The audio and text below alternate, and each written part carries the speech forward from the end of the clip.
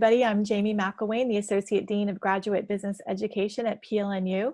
I am very excited for this visit. It's being hosted by Brent Bolton, who is an MBA alum. Brent was actually one of my first students I had in the program here when I first started at PLNU.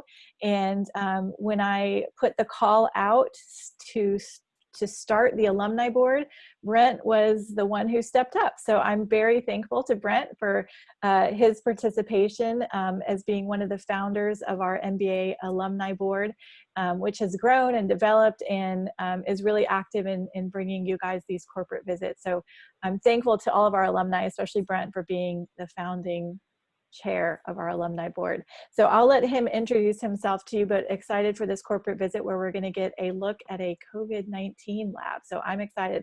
I'm going to hit mute and turn it over to Brent. And also just a reminder for our students and alumni joining us, if you have questions, please enter those in the chat throughout the presentation. All right, well, thanks, Jamie. Thanks for letting us give this virtual corporate tour today. You know, I thought it was kind of funny when you asked us to do the virtual tour, because our organization is all over the United States.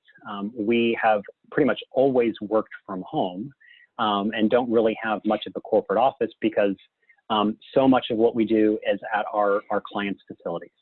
And so it was great today as an added benefit to be able to go to one of our local customers with Sharp Healthcare and walk down to their lab and see and walk around with a 360-degree camera. And so that was really neat, and we're going to show that to you here in just a second. But just a big thank you to Aaron Harding, who's also on the line. His daughter is a nursing student at PLNU, so that is great. But just really what you're going to see today, it doesn't really do justice to how awesome that laboratory is.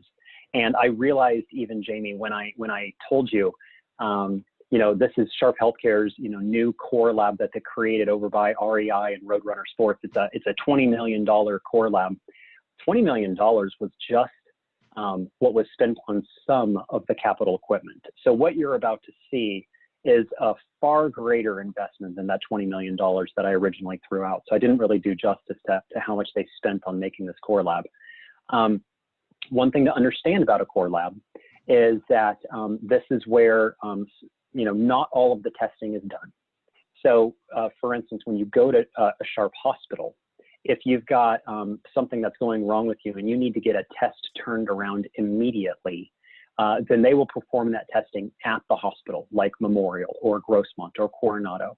Some of the other tests are then aggregated and sent down to this core lab. So this is the tour that you're going to see today of the core lab at Sharp Healthcare. So thanks again to Sharp for allowing us to walk through their lab.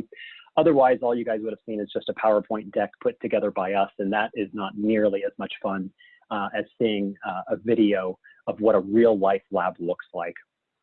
And so in just a second here, Katie is going to walk you through a laboratory. She's going to walk you through the workflow of a laboratory.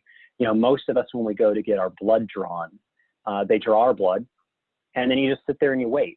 And like most things in life, we don't really think about what happens to that blood and how it goes about getting tested to see if you're positive or negative for something. Right now, specifically, you know, I mean, COVID is out there. The coronavirus is wreaking havoc upon healthcare systems. And in this laboratory that you're about to see today as well, you're going to see where they do coronavirus testing. They've got a couple of analyzers that can specifically run those tests, and so you're going to see that as well today. So again, just a big thanks to Sharp for letting us walk through their lab. So Accumen specifically, I'll give you a kick, you know, I'll explain who Accumen is and what we do after we walk through this 8-minute video, this lab tour of Sharp Healthcare. But real quickly, I wanted to introduce myself and the team that we have on the line today. So my name is Brent Bolton. I'm Director of Supply Chain for Accumen. As Jamie noted, I am a PLNU MBA grad. I got my job at Accumen while getting my MBA, and it was something that they valued. They valued that I was getting my MBA and getting that higher education. And so it helped me to get the job. And I've been there ever since. I've loved it. And I have been with Accumen now for, oh gosh, maybe 7 years, maybe going on 8. And at the time, Accumen was essentially a startup. We had 2 clients. One of them was Sharp Healthcare, and one of them was in the Midwest called ACL Laboratories. So we had 2 customers at the time. And now we have over 40 customers and 400 hospitals that we help to partner with for what we do in lab operations and patient blood management. So Brent Bolton, Director of Supply Chain. My team oversees negotiations for lab contracts, which include things like supplies, the reference costs, capital equipment, and pretty much just all things related to the P&L for the lab supply chain. So once again, nice to meet all of you that I haven't met before. My name is Brent Bolton. Katie? Sure, I'll introduce myself. My name is Katie Castree, and I'm an Operations Excellence Manager at Accumen. My background is that I have a master's in healthcare administration. I'm also a certified Six Sigma Black Belt, and I have been at Accumen for about 4 years now. I'm based in St. Louis, Missouri, and my clients originally were in the Missouri, Oklahoma, Arkansas area. Right now, my primary client is in Memphis, Tennessee. And although travel has slowed down quite a bit recently, prior to that, I was spending a lot of time in Memphis with that client. So you'll learn a lot more about what I do as an OpEx manager when we get into each of the service line discussions. But that's a quick introduction of myself. And Melanie, would you like to also introduce yourself? Oh, Melanie, you're on mute. Unmute. I went from mute to unmute. Can you hear me now? Yep. All right. My name is Melanie Jorgenson, and I'm a registered nurse of 25 years.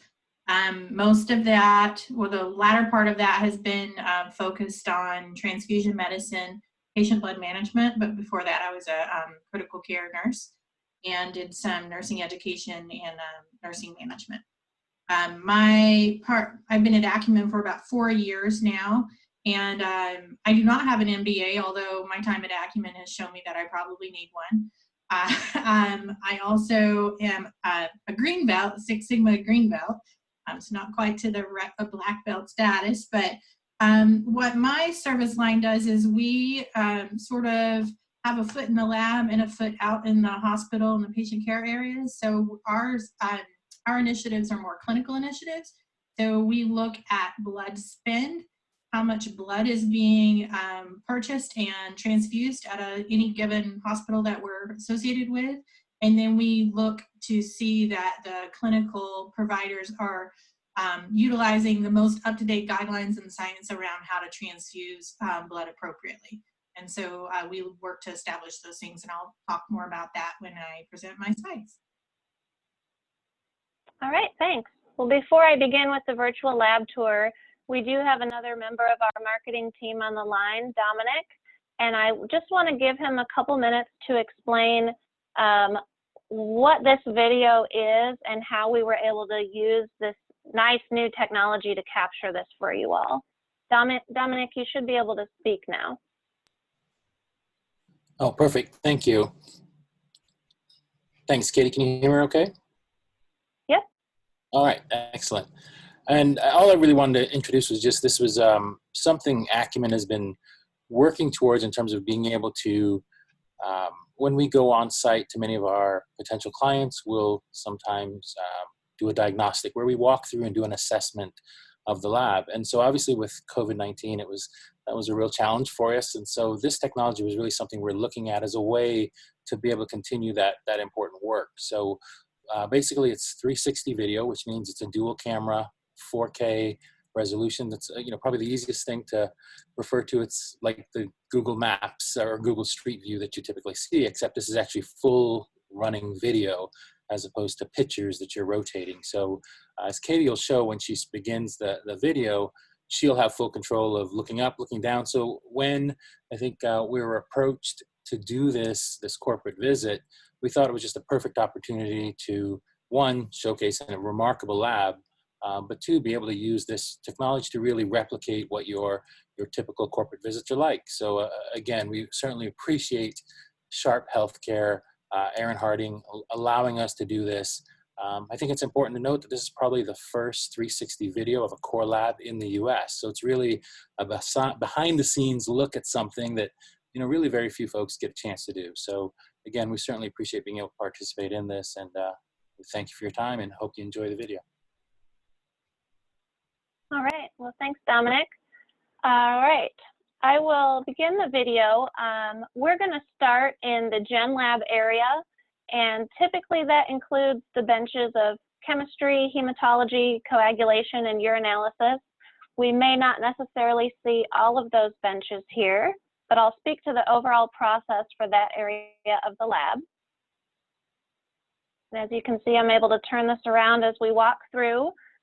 When specimens are received into the lab, typically a barcode on its label is manually scanned to timestamp that it was received in the lab. But a large size lab is probably going to have an automation line like the one that you see over here. That automation line can do that barcode scanning to timestamp receipt into the lab. This track is then going to carry the tube of blood down the line to load it in a centrifuge, which will spin it down for a specified time and RPM to separate out the component parts of the blood.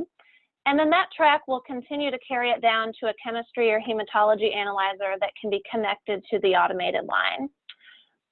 This is a core lab, as Brent mentioned. So the specimens are coming from multiple locations and being sent here for testing. It's going to be a high volume site.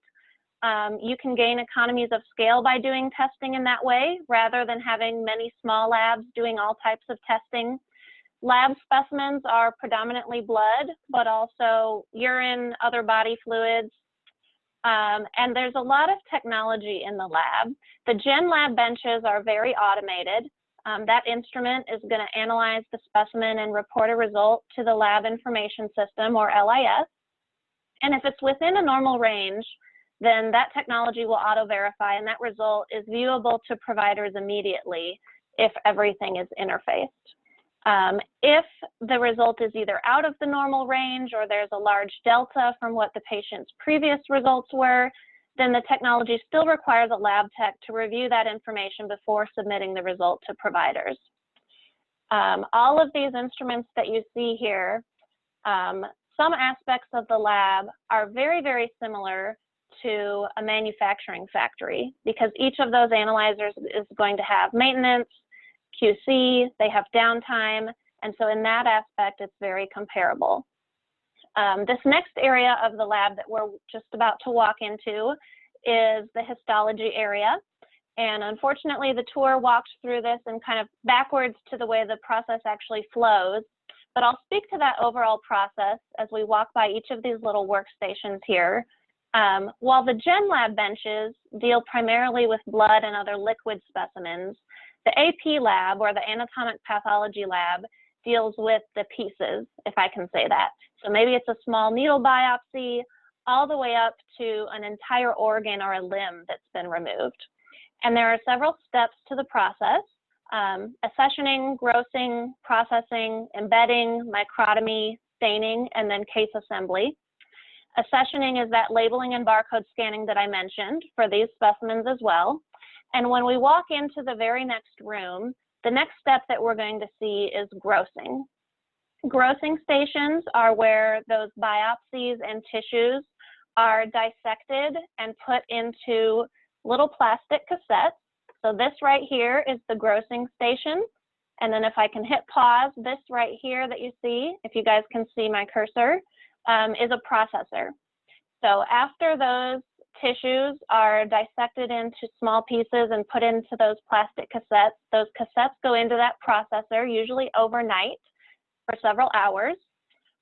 Those cassettes, when they come out, are embedded in paraffin to create blocks. Those blocks are cut into paper-thin sections and put onto a glass slide, and then those slides get stained in a stainer. A cover slip is put on top of them, and then cases are assembled. I'm going to hit pause real quick before we get into micro. So after those cases are assembled, the slides from each patient are delivered to a pathologist who's going to read them either in a microscope or sometimes even digitally. And they're doing that to diagnose different diseases or conditions. At that point, they may order additional testing. They may need to identify specific proteins or molecular patterns of DNA, but all of that is providing them information that they need to confirm a diagnosis. Now, the next area that we're walking into is another one I'll speak to, microbiology and molecular. There is some accessioning with labels and barcodes in this area as well as the first step. And so that might be what this woman right here with the reddish hair is doing, not sure. But the microbiology area can be very manual or it can be very automated. While I mentioned that the Gen Lab benches are very automated, a large core lab like this may have an automation line in microbiology as well, which we'll see, whereas a small hospital lab likely would not. In microbiology, we have swabs, respiratory, wound, urine, and those are going to be streaked onto a plate, usually by a coworker, but sometimes by robotic automation as well. And as we walk past this woman, I can show you these red things right here are the plates. So the swabs are going to be rubbed across those, and then they are put into an incubator, and techs are going to check back on those plates at specific intervals of time. And what they're looking for is growth of an organism. Depending on what grows, as the techs are reading those plates, which can be very manual, there may be workup, ID, sensitivity, or susceptibility before you can get a final result. So the tech is not only identifying what infection the patient has, but also what antibiotics may or may not be effective. So here's a little bit more of the microbiology and molecular area. I may fast forward for a couple of seconds. The next area that they're going to walk into is the COVID-19 testing area. Here we go. So we're going to go through a set of double doors here. And I believe, Brent, the analyzers that they have for the COVID-19 testing are the Roche 4800 and the Luminex as their backup. And you see a few staff members here. They're probably doing this testing even up to 24/7, depending on how high of volumes they have. And this is the analyzer right here. Brent, anything specific you want to speak to on this piece of equipment or the COVID-19 testing itself? What I would say about COVID-19 testing right now is that Sharp was, I don't want to say lucky, because Sharp went through a lot of planning to have this high throughput, high technology lab. But a lot of our hospital partners throughout the country didn't have the right equipment in place when COVID hit. Sharp had 2 or 3 pieces of equipment that could perform that COVID-19 testing already on site.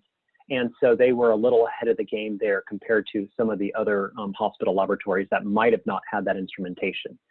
Because every hospital throughout the country needed to quickly get up to speed, a lot of hospitals could not get the instrumentation that you saw there because there was too many back orders.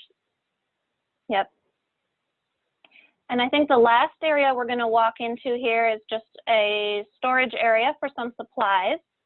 One thing that you may have noticed in the video was the PPE, or the personal protective equipment, that was worn by all of these staff. Typically, staff will wear scrubs or regular clothes, but lab coats, gloves, face masks are worn in some areas depending on the type of testing, but now I think are worn in many more areas because of COVID-19. And that pretty much brings us to the end of the video. After this last view, they're just going to walk out of a couple doors and exit. So I'll probably stop it at this point. If you have questions on the virtual tour, please feel free to type those into the chat, and we will take time to address questions throughout. I'm going to take just a minute to switch over from this video to sharing my slides. So Brent, if you want to begin with our overview of Accumen, you can, or you can wait till I get this slide pulled up for you. Okay. In the meantime, are there any, I see that there's one question in regards to explaining the COVID-19 test process and what they're looking for in the mucus. Well, I can't answer the second question, but I can answer the first part, where they're going to take that test and they're going to add it into the analyzer, and each analyzer is going to have a different susceptibility, a different, essentially a ratio of how positive or negative it is. Not all tests are created equal. So that really big analyzer that you saw, called the Cobos 4800 and 6800, it's what's considered a high throughput analyzer. And so, you know, for those of you kind of watching at home, some of the reimbursement rates for these tests are only going to be, you know, $30 per test. Thankfully, you know, Sharp has got the high throughput analyzer, which reimburses $100 per test. And, you know, Aaron, who's, again, gave us this tour, was talking about how right now they're doing 1,100 COVID tests per day at Sharp Healthcare. They have capacity to get up to 1,800 tests per day. So, you know, they could do 700 more tests per day of coronavirus. Okay, so I'll just kick us off now. This is what we're going to show you now. Just so thanks, Katie, for that tour. That was great. Again, if you guys have any questions about what you saw, feel free to just let us know at any given time, and we'll answer questions as they come along. This can be a very interactive type of virtual tour here, so just let us know if you've got any questions about what you saw. So now we're just going to shift gears a little bit and tell you about Accumen, kind of who we are, what we do, the markets that we play in, and kind of how we got it where we are today. Like I was telling you when I was introducing myself, I've been with Accumen essentially from, you know, for the last 7 years now. And, you know, we've only been around for about 8. And so Accumen has seen significant growth in the healthcare industry because we believe of the value that we drive. And so we talk about being a performance partner for ancillary services, and that's because we partner with health systems to help them improve doing what they do. And so when we come in, we don't replace their employees, we complement their employees. And there's a big difference there. You know, we aren't the big bad wolf that comes in and just, you know, fires everybody upon coming in. And that is some consulting groups' mode of operatus.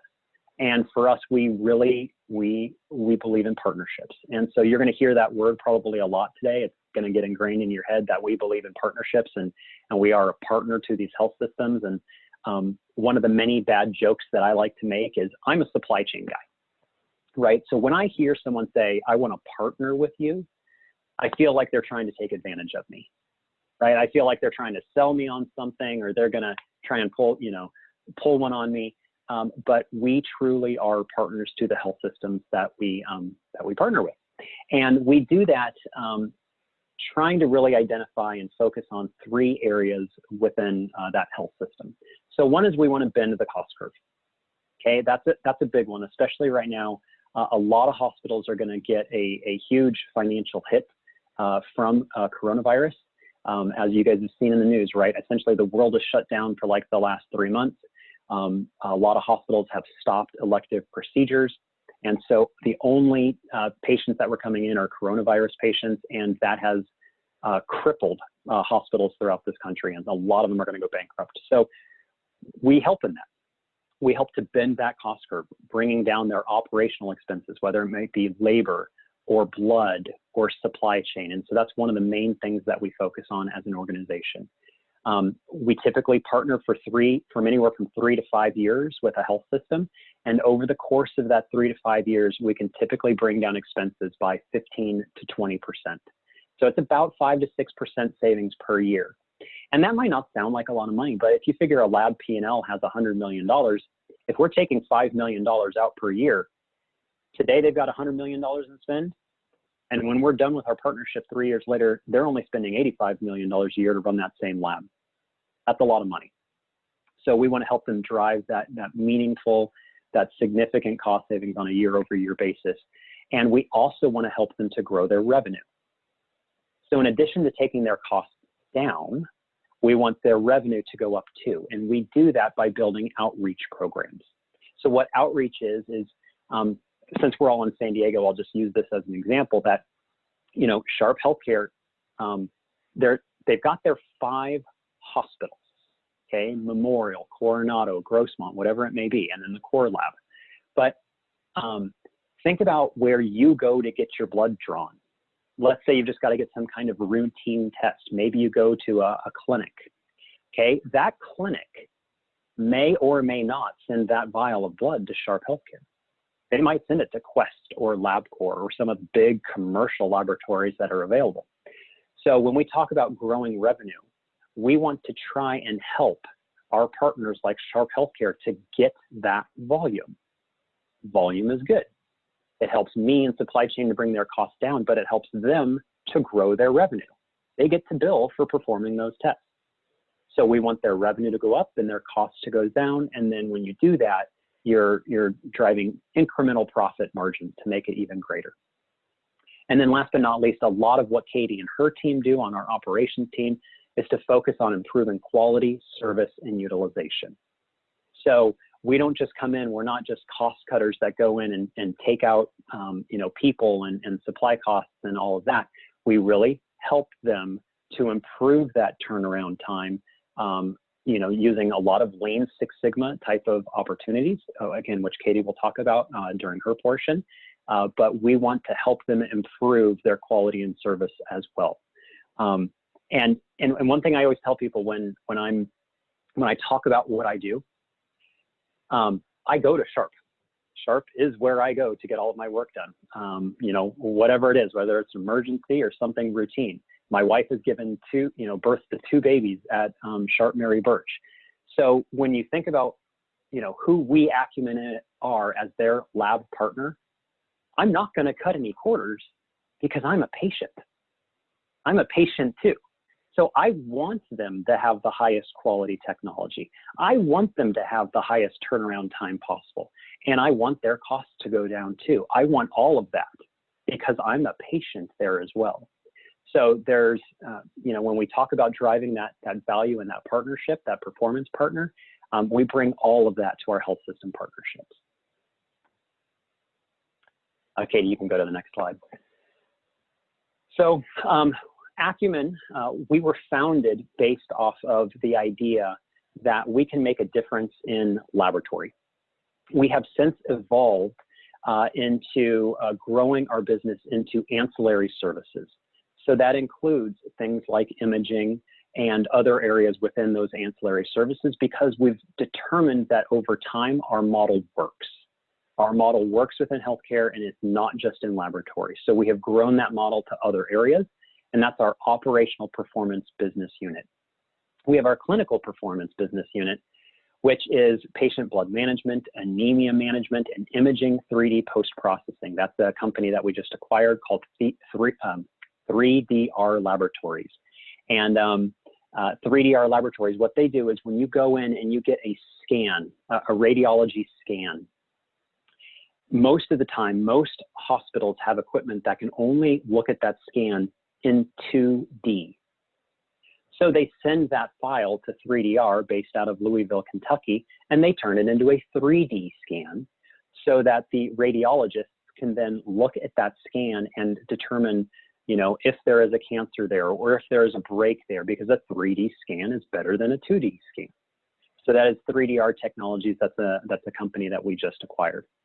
And then last but not least is our data performance. So that's looking at the clinical data exchange, our business intelligence, and we're working on trying to find an organization that can do advanced analytics, and we will acquire them once we can find them. That's looking at the future of patient management. And you hear a lot about you know, population health testing and how we can improve the lives of patients going forward and keep our healthcare costs down. It's all really surrounded around data. The old model of healthcare used to pay on a thing called fee for service.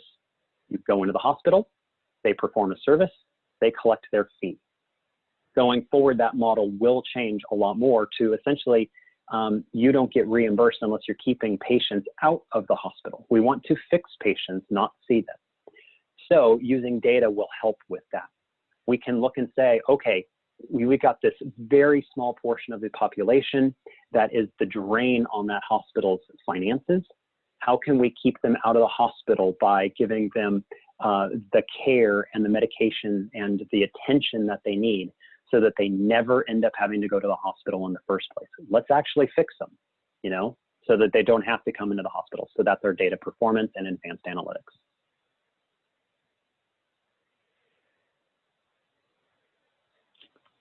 So here's just an additional breakdown of all that Accumen is, who we are and what we do. Again, you're speaking to essentially the lab excellence, supply chain team, and the patient blood management team today. So you've got Katie from lab excellence, you've got myself from supply chain, and you've got Melanie from patient blood management. But we've got a team that does everything else as well. That lab outreach that I talked about, imaging excellence. We've got a team of true consultants that go in and work on very small special projects for hospitals. So we've got a consulting team, and all of that falls under the Accumen brand of everything that we do. This next slide is just an example of many of the current clients that we have today. Again, Sharp Healthcare has been one of our longest standing clients from an operational performance. But we have grown very quickly over the last couple of years. Our model is very attractive to where, and actually, I don't think I even brought this up yet, but our model is unique. Our model is unique in the fact that if we don't help our partners to save money, they don't pay us. It's a gain share type of relationship. So earlier when I talked about that example where I said, some hospital might spend $100 million on their lab operation. And over the course of that 3-year partnership, we bring it down to $85 million. They only pay us a small percentage of that $15 million savings. If we can't help them to save money, they don't have to pay us. So we're not like what they're used to for years, where consultants come in and say, hey, we can help save you all this money, and then they don't do it, but they still had to pay the consultant millions of dollars. Our model is very attractive in the fact that we have skin in the game, and if we can't help our partners to save money, they don't have to pay us. That is very, very attractive right now, especially with the cash crunch that hospitals have. We are a self-funded business. We might spend 6 to 9 months with some of our newer clients to save them a dime, and we are self-paying for our team to be there to help drive that value. It takes a long time for change management in these health systems, and so we are there. We've got skin in the game, and that model is very attractive. So we've grown very fast. If any of you are in healthcare, you'll see there's some really name brand health systems on this list. You know, many of these, Advent Health, they're a 40 hospital system. Cedars-Sinai is a prestigious medical center. Sharp Healthcare here in San Diego is one of our favorite clients and longest standing clients. And then Dignity Health has merged with Catholic Health Initiative. So that's a 140 hospital system. So we've got partners that are 140 hospitals, all the way down to really small rural hospitals as well, where they're just a standalone 50-bed hospital in the middle of nowhere. Our model works for all of them. So that's our Accumen client portfolio. And then this next slide just shows kind of a really nice graphic. I think Dominic on our marketing team put this together, just showing kind of where we are today. You know, so you can see that we're pretty much all over the country. And from the Accumen perspective, Halfpenny Technologies is that data company I was telling you about that we also acquired. They have clients all over the country, and then 3DR Labs does as well. So we are in all 50 states, and we've got 4,000 different healthcare relationships when you look at the whole Accumen book of business, not just, you know, legacy Accumen, which is what the team is on the phone today. Okay, and then I think the last slide that just talks about what a partnership with Accumen looks like. So I already kind of mentioned that we partner with health systems, and why that's so important is that within a hospital, they're going to have physicians, they're going to have executives, they're going to have pathologists, they're going to have their lab team. So all those, people that you saw in the laboratory at Sharp Healthcare, they're the lab team. Aaron, who's on the line, he's the executive that oversees that whole partnership there and that whole operation there. You're going to have individuals who oversee finances within these hospitals. So a hospital is a large business, and there are lots and lots of different stakeholders within a hospital. So the Accumen team, we partner with them, we complement them. We do not let their teams go. So it's not like you're hiring Brent in supply chain and firing someone in Sharp's supply chain. That is not how our models work. We partner with them, we complement them, and we help them to transform over time using our model and our resources to help drive that change. So that's what an Accumen partnership looks like in all areas that we've got. So I'm going to transition it over to Katie. Katie, I don't have the same screen as you, but I think there was a question that came through. Yeah, we do have one for you, Brent. Great question. Wondering if Accumen would partner with pharmaceutical companies to help clinical research teams drive down the cost of clinical trials. Do you have any thoughts on that? I think we would. We have expanded our services because they're a proven model, especially in operations and supply chain and patient development management. Because we've realized that it works within the hospital setting, we believe it can work elsewhere. We are currently courting a couple veterinary clinics because, believe it or not, they draw blood for your dogs and cats too. It's got to go somewhere. So we are working with some veterinary clinics to see if we can get in there. And then we also work with one of the nation's largest diabetes management companies. And so they aren't an actual hospital, but they are a clinic. Yep. All right.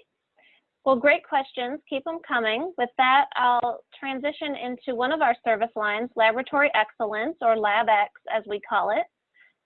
This service lines team is typically made up of a combination of Lean Six Sigma experts, as well as lab techs and former lab managers. And I think that's a great structure because we tend to keep each other in check if we're considering a process change for efficiency, but it may have technical or clinical considerations, or vice versa. Our team has both areas of background, and so we're able to weigh those pros and cons pretty well together and wouldn't present something to the client that doesn't make sense for them. I want to talk a little bit more about the opportunity in lab. Traditionally, many healthcare systems across the country have not seen the lab as a vital strategic asset, or those that do, they might only focus on outpatient labs as a source of revenue and contribution margin, as Brent mentions, but not focus on the cost side of the equation. And while it's true that lab spend is pretty low in comparison to the spend of many other hospital departments, a large portion of that lab spend has the opportunity for cost reduction. And aside from financial opportunity, the lab also has a huge impact on patient care. According to one reference, which you see on the slide here, lab services leverage 60 to 70% of all critical decision-making, decisions like admitting, discharge, medication. And so the lab has direct impact not only on the quality of service that we provide to physicians and other healthcare providers, but also the quality of patient care that they deliver, as well as patient experience. So with all of the challenges that have been facing healthcare systems today, I think that hospital and healthcare system leaders are finally starting to see the opportunity that labs present for not only cost reduction, but for quality improvement and for patient experience improvement. So for those reasons that I just discussed, the lab tends to work under the radar.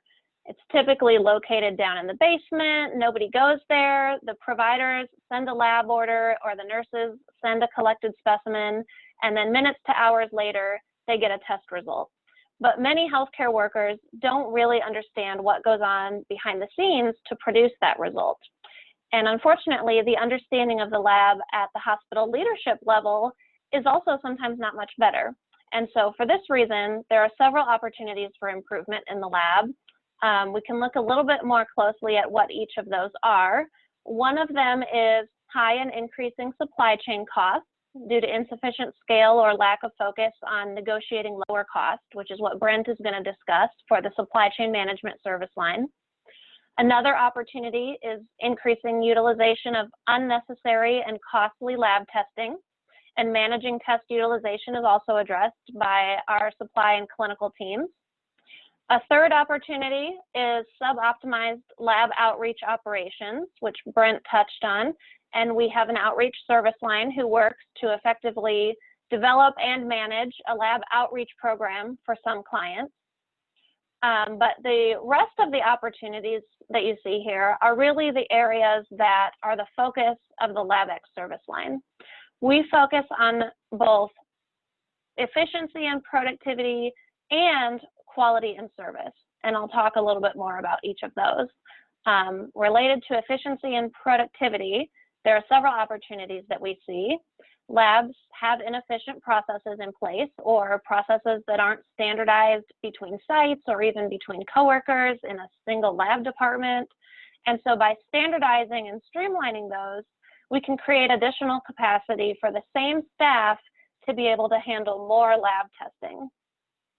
Even before making these changes, we also often find that many labs have unused capacity today, and so they're underutilizing their resources in terms of both human talent and the capacity of their lab. And many labs don't have effective productivity management in place, which leads to ineffective labor management. Related to the quality and service side, I think the biggest opportunity that we see is that lab leadership doesn't have good visibility to their own performance in those two areas. And we'll talk more about what quality and service entail, but when I refer to service, what that means is turnaround time of your test results primarily. So not having good visibility to your performance usually leads to a suboptimal performance. They just don't have effective tools and systems in place to drive operating improvements in those two areas. And so we address both of those. We have structured frameworks that we have developed and that we deploy at each lab across a client healthcare system. And these have been proven as a strategy to better some of these outcomes that we just talked about. So on the left is a summary of our lab efficiency improvement framework. Several of the things we do, we deploy productivity tools and dashboards to measure performance at both the site and the system level.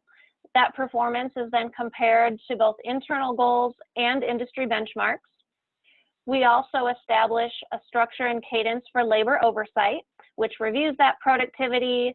How are we progressing to our goal or to the benchmark? Where do we not see progress? If we don't, what countermeasures do we need to initiate? Schedule Excellence is an initiative that looks at both staffing and scheduling at the department level. Rather than looking at volumes on, say, a monthly basis for the entire lab as a whole, we look at volumes by day of week and even by individual hour of day. And with consideration for not going below minimum staffing, we use those volumes to recommend the staffing and the schedule that would balance workload as much as possible between shifts and between even individual coworkers. And I'll show a graphic for that initiative and go into a little bit more detail on that one. Workflow optimization is there to support schedule excellence. As I mentioned, many labs have extra capacity today, but we also want to create more capacity by standardizing and streamlining their workflows. And so to do this, we assess each workflow, quantify the process waste there is, and then execute process improvement initiatives to create a more efficient workflow. And then lastly, we may also consider consolidation between departments or even between lab sites, bringing teams and testing together so that they can achieve more economies of scale. And sometimes that may involve a redesign of the physical space as well, but that consolidation can result in better utilization of resources. On the right side is a summary of the lab quality and service management framework. Some of it is structured similarly to the lab efficiency improvement framework. We deploy tools and dashboards for quality and service metrics. Again, measuring that performance at the site level, at the system level, comparing it to internal goals, comparing it to industry benchmarks. We also establish a structure and cadence for quality oversight, which reviews those quality and service metrics. How are they progressing to goals or benchmarks? Where do we not see progress and need countermeasures? Standard work supports quality and service in addition to efficiency. Standard work is identifying and documenting the single best process to complete a task, and then getting all coworkers to follow that process so that we see consistent outcomes.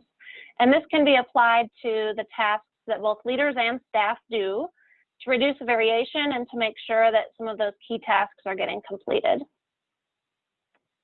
Root cause analysis is a process for investigating problems and determining the true root cause that needs to be addressed through process improvement to make sure that we prevent that problem from occurring again. And then lastly, a repeat item here, workflow optimization also supports quality and service. We assess workflows, identify any opportunities to improve service or quality, and then execute a process improvement initiative to improve that workflow. The final piece that I'll review for the LabX service line is some of the tools and dashboards that we deploy that I've talked about. Comprehensive and ongoing day-to-day lab analytics are really key to effectively managing your operations, improving your performance, and then maintaining or sustaining that improvement longer term. Our lab analytics platform is called the Accumen Performance Suite, or the APS. And I'm just going to review a few of the dashboards that we use kind of briefly. So this one is an example of a productivity dashboard. We have dashboards that monitor volumes over time, staffing over time, and the combination of those two is productivity. How many blood draws per person per hour can be collected? How many tests per person per hour can be resulted? And in each department of the lab, you would expect productivity to fall within a certain range. And as we talked about in the virtual tour, some departments are very manual, some departments are a lot more automated. So you would expect your productivity in chemistry, a highly automated department, to be a lot higher than a department like blood bank, which is very dependent on your people and has a very critical nature and can be pretty tedious. The next one is an example of the tool for schedule excellence, the initiative that I discussed a little bit already. As I said, this looks at both volumes and staffing by individual day of week and even by hour of day for each lab department, rather than just looking at the total volume for the whole lab on, say, a monthly basis. So in this example, these gray bars are the volumes by hour of day, 24 hours here along the bottom. This light blue line is the site's current schedule, staffing by hour. And then this dark blue line is what an ideal schedule might look like. And this isn't reality. We can't have people come and go every hour as volumes go up or down. But you want to align those two shapes as much as possible. And as you can see in this example, there are some hours of day when we have more people than we need, the early afternoon into the evening. And then there are other hours of day when we're actually understaffed. In the middle of the day when we see these peaks in volume, we don't have enough people to get that work done as easily as we do at other times of day. And so schedule excellence identifies opportunities like that to move staff either earlier or later in the day so that the workload is balanced more evenly between people and between shifts. In addition to aligning the two shapes through the schedule excellence also allows you to investigate your staffing levels. Does that entire blue line need to move up or down if you're understaffed or overstaffed? And that's based on a productivity goal that you set. Moving over to the quality and service side, this next one is an example of a quality and service scorecard. Some of the key metrics in quality that are monitored patient ID errors, rejected specimens, which would be samples that are low volume, clotted, hemolyzed, contaminated, blood culture contamination, corrected reports, and then compliance with calling a critical lab result to the provider within a timely fashion. On the bottom, some of the key service metrics are inpatient morning results, emergency room turnaround time, and then the turnaround time for each individual department of the lab, micro in this example. Emergency room turnaround time, obviously important due to the critical nature of those patients. And the inpatient morning results, what that refers to is the high volume period of time very early in the morning when the majority of inpatients are drawn so that providers can have recent lab results when they do their morning rounding. It's a very key time for the lab, and so we frequently monitor that turnaround time specifically. The last example dashboard is a more detailed view of service or turnaround time. In this one, for any specific date range or patient area, you can review by hour what percentage of tests met your turnaround time goal. Labs might have a goal for the time periods from ordering a lab test to getting it collected, from collecting the sample to receiving it into the lab, from receiving it to reporting the result. And for each individual lab test, there are different expectations and needs around how quickly they would expect those to be turned around. So those are just a few examples of our dashboards, as well as an overview of what we, the LabX service line, do. Let me check the chat and see if there are some questions, and then I'll turn it over to Melanie to speak to the patient blood management service line. There are several. I think what I'll do is just take a couple, make sure that we have time to get through PBM, and then we can come back to more questions at the end. One question is, can you further explain your business process? Do companies ask you to improve a process or set up a new process? How does the cost improvement process start? Where does it end? Is there a timeline or savings goal that must be met? That's a great question, and I can speak to it a little bit, and then I'll allow Brent to chime in if he has any additional thoughts. But typically when we partner with a client, we've already done what we call a diagnostic. We've looked at lots of data around their current volumes and staffing and turnaround times and quality metrics.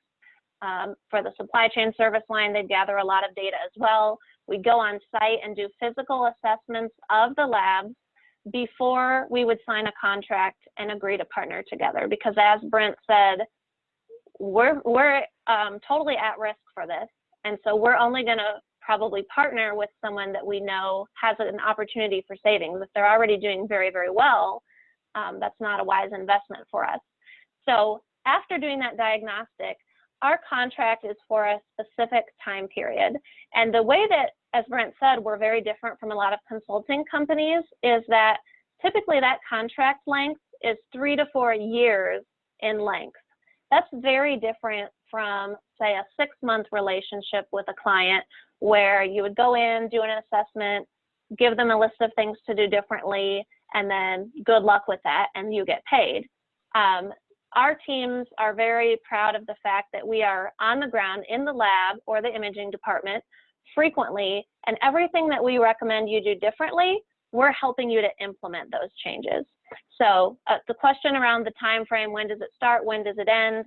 It's usually over 3 years, could be a 2-year contract, could be a 4-year contract, but that's the general time length. Some of the information we get from the diagnostic, and we already know big improvements that we want to work on together. But then typically when we get into a contract, at least for us in LabX, one of the first things that we would do is another more thorough assessment of each department. I mean, I spend time on every single shift. I'm coming in overnight to see what they do, observe their processes, and we identify additional process improvements to work on from there. We also may get requests from the client to say, hey, we already have this pain point, or we already know we're not performing well in this area. Can you help us with that? So I hope that answered your question. Brent, anything that you want to add to that? Well, I would say not only well, I think you answered that question, but you also answered the one, I believe, from Randall or Randy. I'm sorry, I don't know what you go by. But where he asks about when we do an audit of the process to determine lab efficiency improvement per potential partner, our sales cycle is ridiculously slow. It would be so great if we could go talk to a potential health system, say, here's what we've done throughout the country. You should trust us that we can do the same for you. But of course, that's not how businesses work with a multi-year partnership engagement. So they want to see the data, just like we would want to see the data.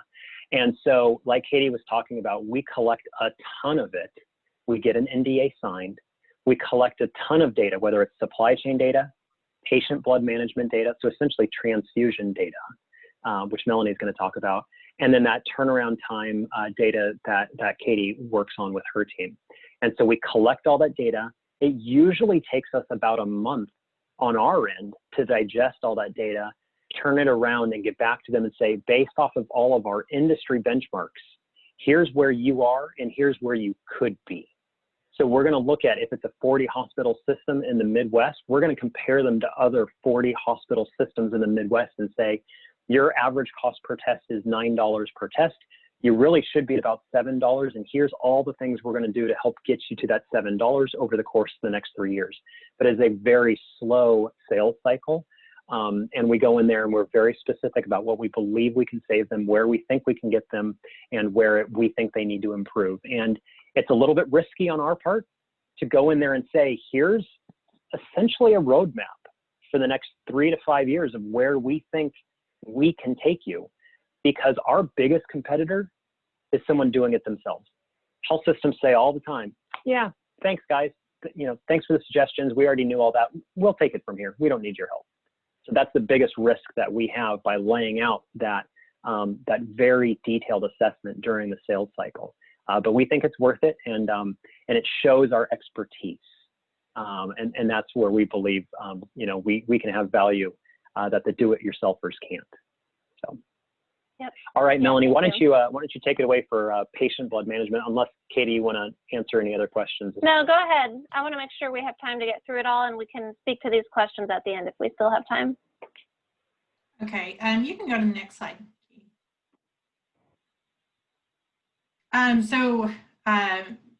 What sets this clinical initiative apart from the other initiatives that Accumen does is that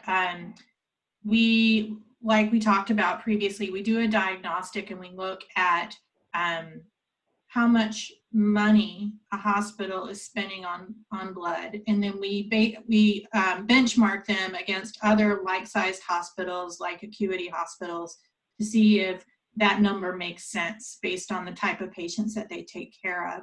So we know going in what if we have a good business opportunity or not. One of the things that we know is that across the country and out even internationally is that hospitals are over-transfusing by an alarming 40 to 60%. And that's because in the 1980s, the way that blood products were collected, that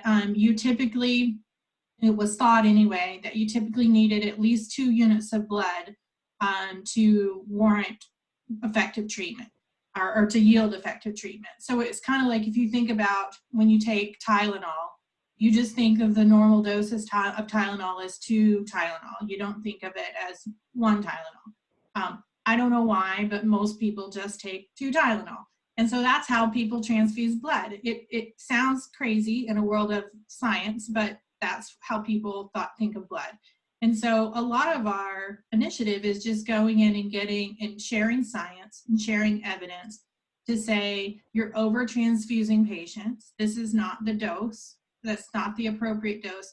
And you could be harming them. And that is hard to hear from a clinician who has taken an oath to do no harm.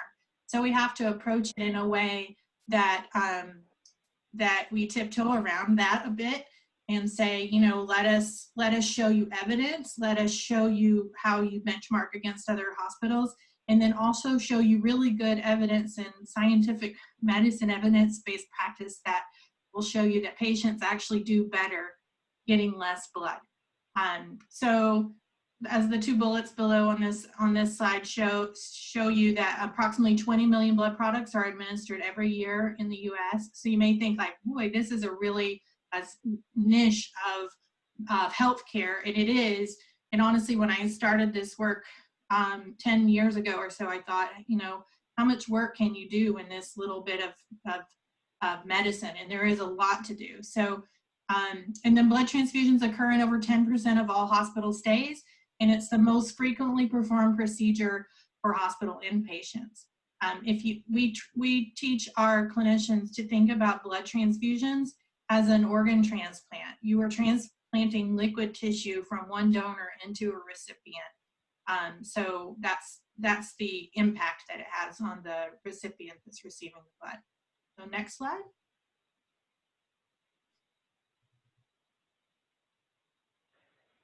All right, and so I talked a little bit about evidence-based practice.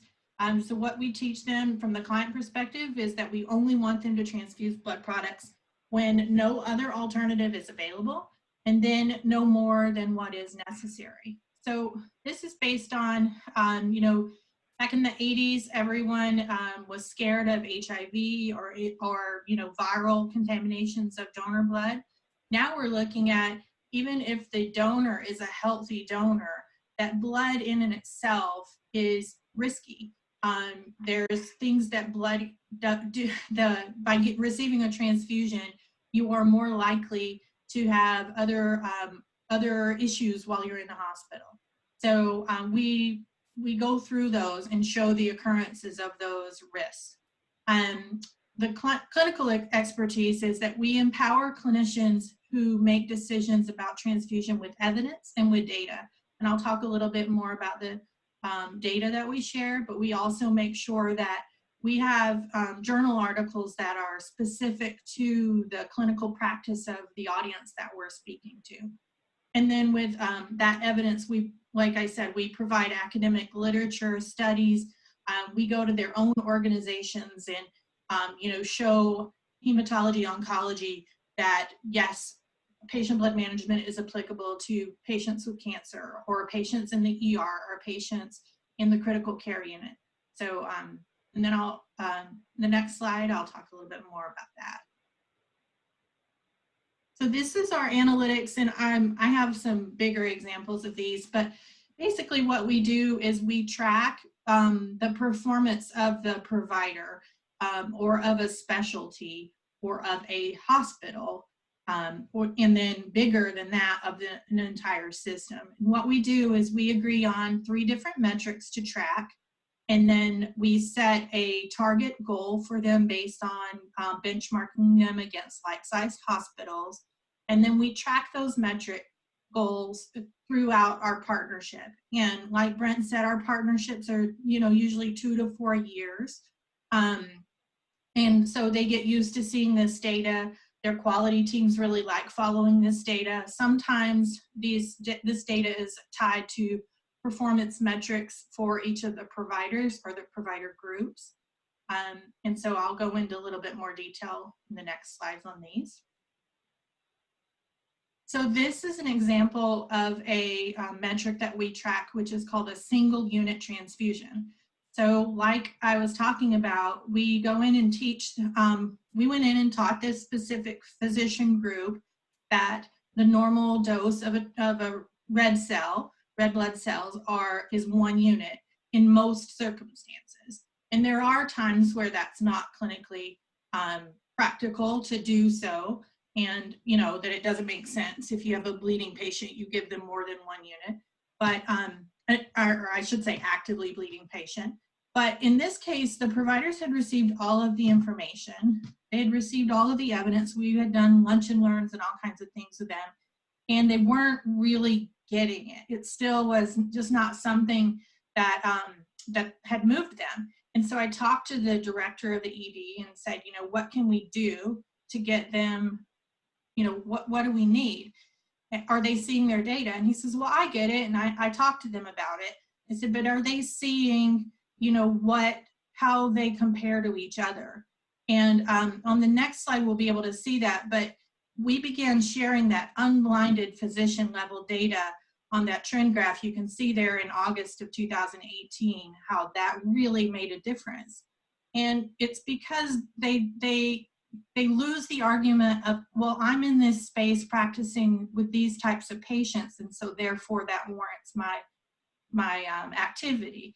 And then they look at, you know, the guy on the left and the girl on the right, and they say, oh, well, they're doing better than me on that metric and taking care of the same patients. So if you go to the next slide, this one, this is actually a hemoglobin metric. So we actually track on what the hemoglobin or lab value was when they decided to transfuse. But it's the same idea. If you look, the provider numbers are on the left. So we would present this to them with their names on them instead of the numbers, so that they can, you know, if Dr. Smith is not doing great on this metric or this report, but his colleague is doing well, they can have their own conversation about what that's like. And do you feel like you're not giving good care, or do you feel like it's better, or what's that experience been like? So we find that these are very helpful in creating a little competition, but also creating a facilitating conversation between the providers. The next slide. So the way that we make this happen is really, so we can come in and do a diagnostic and see how much money they should be spending and anticipate what we're going to get them to save. And it's easy to sell that to the executives. You know, they want to spend less on blood. The hard sell is really, like I talked about, getting clinicians on board to acknowledge that what they're doing right now may not, and what they've been doing may not be the safest thing. So we have to create this sense of urgency, and it's not fake urgency, it's real urgency. You could be harming people with the transfusions that you're transfusing right now. It is a patient safety issue. So we get the stakeholders that we need engaged from the different specialties that are high transfusing specialties, like your critical care physicians or your hospitalists or your ED. And then we anticipate resistance. We always get resistance. And, you know, we just work with that. The thing that I think is important that Brent pointed out is, unlike a typical consultant, we don't come in and just say, here's how poorly you're doing. Here are the tools to do better. Good luck. We'll check back and see how things are going. We actually come in and do the heavy lifting ourselves. So we come in and do the education. We come in and do, you know, sharing the reports and having those meaningful conversations and going and doing lunch and learns. And a lot of it is just education and walking them through the reports. And, you know, we also implement change that is hardwired so that it's not just dependent on our education, but they actually have blood orders that are created so that when they go to order blood, it defaults to 1 unit, as opposed to having them fill in the number of units that they want. Because then, you know, if it defaults to 1 unit, then they think, honestly, if it requires them to do a little bit more, then they sort of just go with the easy way first. And we want the easy way to be the way that it should be. So we hardwire in those changes. And then our ultimate goal is to cultivate a national patient blood management initiative that includes guidelines that show them how to transfuse.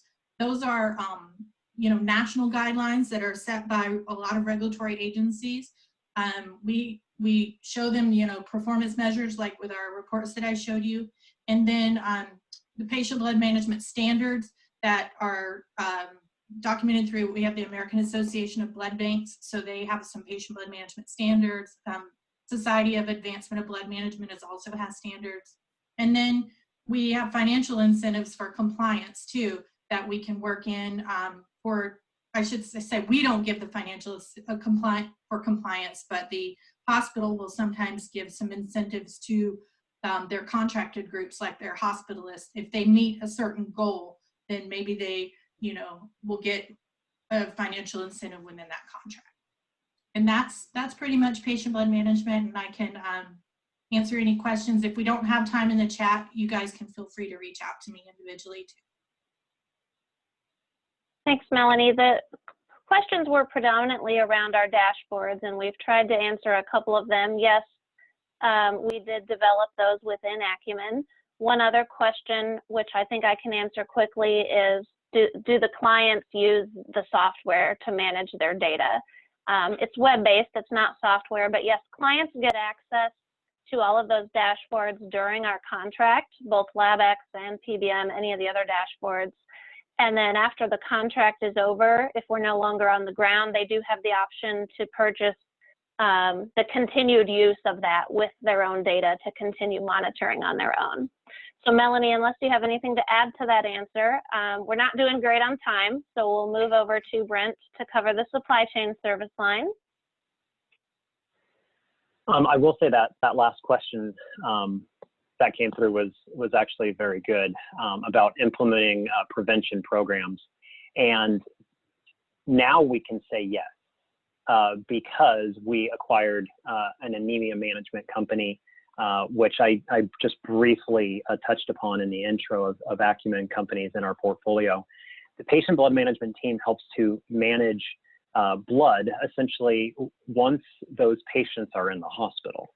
The anemia management program makes it to where we're managing that and making sure that patients are ready for surgeries before they ever get to the hospital. So it's kind of that step before we get to the hospital, and that was an organization and a software platform that we had just recently acquired a couple months ago to help with that gap in our program. One last thing I want to bring up in regards to Melanie and what her team does. Katie and I are very much on the lab side. So what that means is we're working with lab directors, folks who are in operations. I work with supply chain teams, and I work with the labs. Melanie is a nurse, and her team works with physicians. So she is a nurse going in there and coaching physicians how to do their job better. So when she was talking essentially about, there's a lot of change management and sometimes it's a little bit intimidating. We are going in there and telling surgeons how to do their jobs better. And that is a very delicate tightrope there. And so the report cards and the data are everything. And so when she showed that scorecard, that's how we can really help to change behavior, and the data tells the story. So I just wanted to point that out. And then I guess the last thing I'll bring up about PBM too is blood is expensive, okay? So when we talk about blood, if someone goes in and they have a trauma, they get hit by a car or they get shot or whatever it may be, right? And they're bleeding. That blood comes from donations, right? You've probably heard in the news right now that the American Red Cross and other blood centers like San Diego Blood Bank, they are running out of blood. Blood is not just, it's not a commodity. And it is given by people like you and me who go to the blood centers and donate blood. And even though that blood is free, they collect it for free, by the time they test it, they do lots and lots of testing on that blood. That same bag of blood that you give for free, by the time the hospitals buy it, it costs them over $200 per bag. So a health system can easily spend $10 to $30 million a year just on buying blood from their local blood collection centers. So that's why what Melanie and her team is so critical, because blood is very expensive, okay? So just not only is blood expensive, but we don't want to give patients more blood than they need. So Melanie's got a real tough job and we appreciate what she does. So, okay, so supply chain. I'm gonna talk real briefly here because we are 15 minutes over already. But in our supply chain offering, what we provide to our clients is kind of what we talked about in all three areas, whether it's operations or patient blood management. We really complement that health system and their supply chain team with our people, our process, and our technology. So our people is folks like me.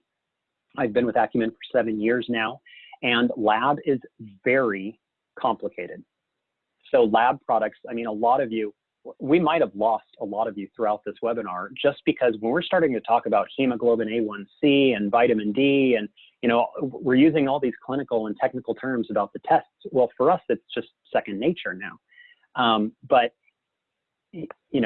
Melanie's a nurse, Katie's a med tech, right? So these are highly trained people working in the laboratory. So the lab is complicated. So what that means in supply chain specifically, in a hospital, you might have 30 or 40 folks who work in purchasing, and probably none of them understand the lab products. So when we talk about the Accumen partnerships and how we complement them, we come in and we help complement their supply chain teams to do their sourcing for laboratory products. We know all the vendors, we know all the products, and because of the technology that we have, we know all the prices. So it's very hard for a vendor to bluff when I'm negotiating with them what prices could be, for that health system. Because for me, I'll just say another bad joke that I use. It's like we're playing cards and I know everyone's hand. No one can bluff me anymore. I'm going to win every time. I know what these vendors are charging health systems throughout the country. So if they go to the health system and they say, oh my gosh, this price that you're getting is so amazing, the health system won't know any better, but I do. So that's how we can help to bridge that gap and bring those costs down, because we're paid by the health system, definitely not by the vendors. Katie, you can go to the next slide.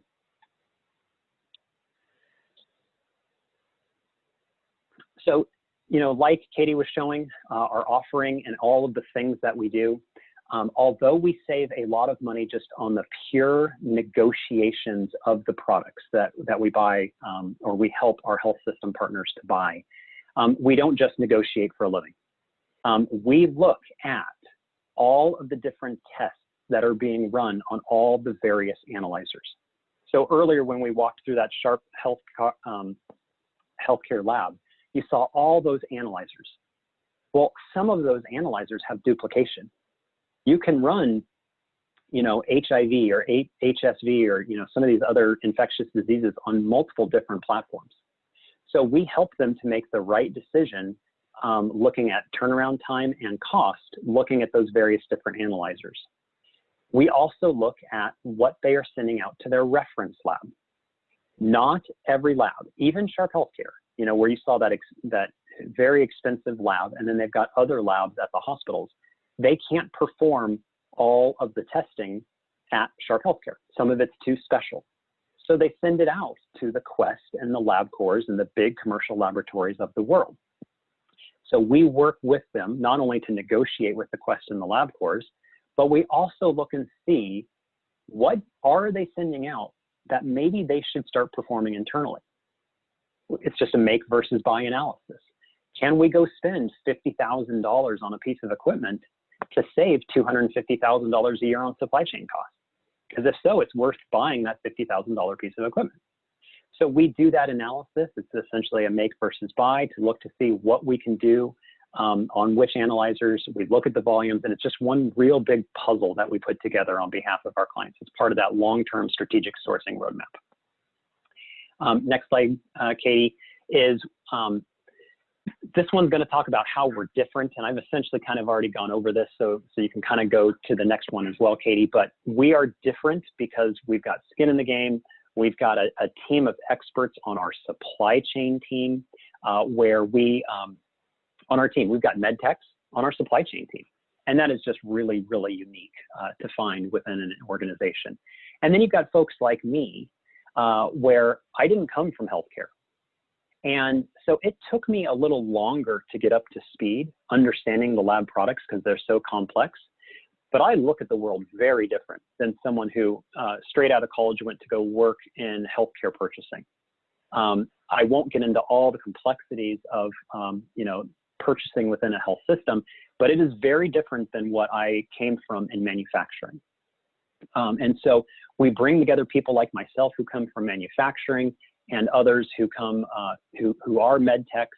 We marry the two together, and we've got a lot of outside and inside expertise on our team of supply chain folks that really help us to make a well-rounded team. And so just when we talk about some of the additional value add that our team does on behalf of our clients, this is something we look at too. I've already talked about test repatriation and test menu optimization, but the last one that I'll touch upon today is test menu utilization. So just like our patient blood management team, they look at how much blood is being used within a system. and try and bring that blood down to the appropriate level of utilization. We do the same thing in supply chain as well. So we're going to look and see the physician ordering practices and make sure that it's appropriate. So an easy example of that would be if you've got a patient and they're exhibiting flu symptoms, there are 20 different ways that you can test a patient for the flu. You don't need to go immediately to the $120 molecular panel option that tests for the flu and 20 other respiratory viruses. You can start with just a rapid flu test, which costs $12. And you can start there and work your way through to see what other kind of tests need to be performed for that patient. But if you start with the $120 test because it's the easiest and it covers everything, your costs are going to blow up over time. So we look at the utilization and make sure that the physicians are ordering the appropriate test at the right time. So that's another thing that our supply chain does through the test menu utilization. All right, and then the last, second to last slide I've got is in regards to our supply chain management analytics. In supply chain, I don't have nearly the beautiful slides that our ops team or our PBM team does, but I took a little screenshot here of essentially just our benchmarking database. Earlier when I was using my joke about I know everyone's cards, essentially just means I know pricing throughout the country. I know what they're charging 140 hospital system or that one small rural hospital. And then we can look at benchmarks to determine what we think that they should be paying for their supply chain expenses. And so this is very helpful, giving us that negotiating leverage when we're talking to the vendors. All right, and so then this last slide that I threw in was just kind of the behind the scenes for our supply chain service line. You know, we've done really good, frankly, helping our customers to save money all throughout the country. And, you know, sometimes people think we have this magic formula, and we don't, frankly. We just help fill in the gaps within the health system, and that helps us to drive that cost savings. Yes, we have a talented team. Yes, we've got really good processes in place. Yes, we've created really good data over time, but there is no magic formula or secret sauce. We are a performance improvement company, highly focused on change management, and that is a lot of what we do. Although the market data that we have has helped us to continually save our clients 15 to 25% over that last 3 to 5 years, honestly, we were saving that much money when we didn't have data. When we started this company, we just helped them to look at where their waste is, where their overspending is. We brought in vendor competition, and then we brought in that expertise of lab products, and we still helped them to save that 15 to 20%. So the data has absolutely helped us, but because of our processes, we were always able to get that 15 to 25% anyway. The third bullet point, the industry needs this, even if they have a tough time admitting it. People have a tough time with change. And so when we come in and we say, hey, we're the Accumen supply chain team, we can absolutely help you to save money in your supply chain expenses. Here's who we are and here's what we do. They don't welcome us with open arms, right? I mean, we are still an outsider to their organization and they don't necessarily want us there. But we have proven time and time again that we can help health systems to save money. And now more than ever, health systems are starting to see that they're going to need our help. And then lastly, specifically for supply chain, you know, so much of what we do is internal change management, client alignment, working through the physician favorites of the items that they want to buy, working with lab or supply chain teams who don't want to change vendors, who just don't know much about those products or services. And they frankly just, you know, they're a little resistant to have us there. Again, we're an outside party.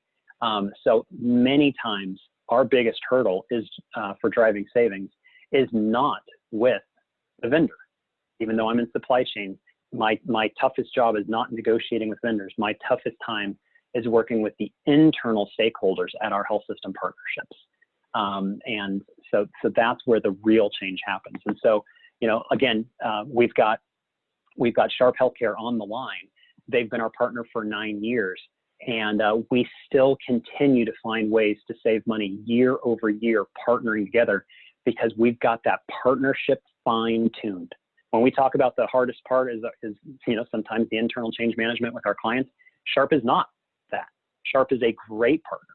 And that's why year over year, we continually can work together in this partnership to save money. And so that's our supply chain team, and that's what we do in supply chain.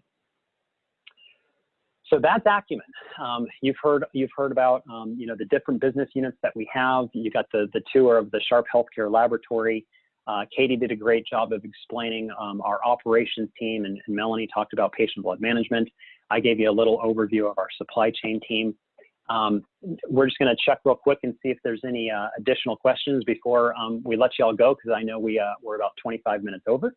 But I can see the question on the screen is, where do you see Accumen going in the next 10 years with the advancement of artificial intelligence?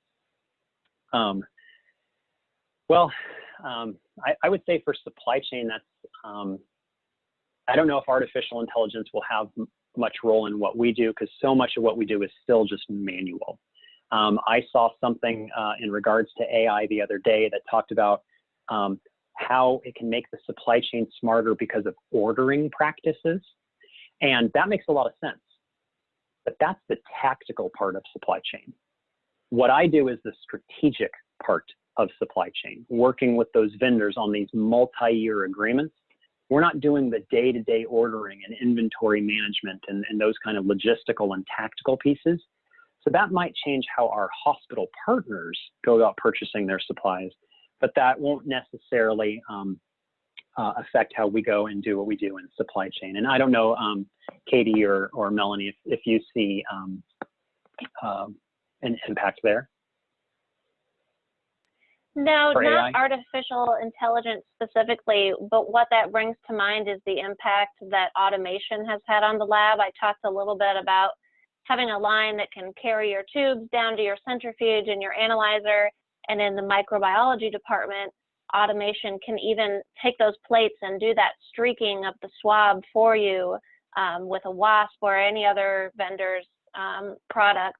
And so that's been really interesting how even in the most manual of lab departments, like microbiology, there is still such a place for automation to change some of that. Yeah, and I was just going to say that unlike some of the other service lines, there really is no standard practice around transfusion other than we provide evidence-based transfusion guidelines, but every patient and their situation determines what kind of care they get.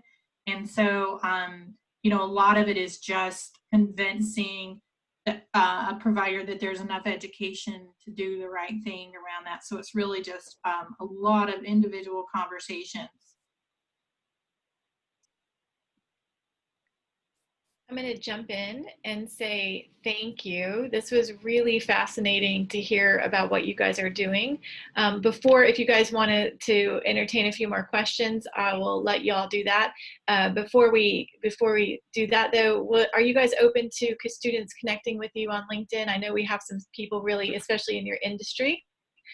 If they mention that they were a part of this, I know some people are very closed about who they accept as connections on LinkedIn. Are you guys open to that? Yes. Yep. Awesome. Thank you. I'll let you guys decide if you have a few more minutes to answer any remaining questions. I know there were a couple more in there, but I know we did get close to, well, we did go over time. So.